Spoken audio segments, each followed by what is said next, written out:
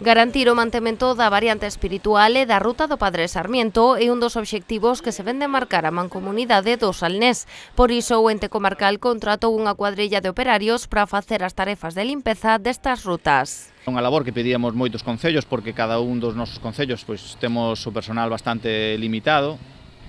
E estes van a estar concretamente limpiando as sendas e as rutas, non? E, bueno, a verdade é que estamos moi contentos porque en definitiva, esta é unha ruta que hai que poñer en valor. Eu creo que esta é un servicio, igual que o da Velutina, e igual que moitos eles que puxemos en valor desde a comarca, que chegaron para quedarse porque todos os concellos están encantados deste tipo de servicios. A cuadrilla está formada por 4 operarios completamente equipados que desenvolverán os traballos de limpeza de xeito continuado e polos diferentes concellos do Salnés. Tamén atenderán as necesidades das sendas que transcorren o carón dos areais. Van a ir pasando e a medida que van limpando tamén van revisando as señales que por motivos do tempo pois van caíndo, se van deteriorando.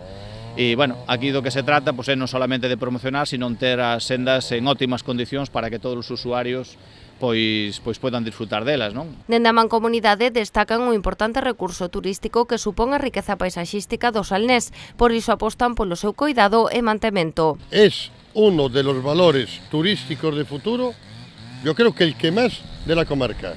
Y nos cuesta a veces, y yo creo que ahora ya menos, convencer hasta la hostelería local de lo que está haciendo. Se verá en 3 o 4 años.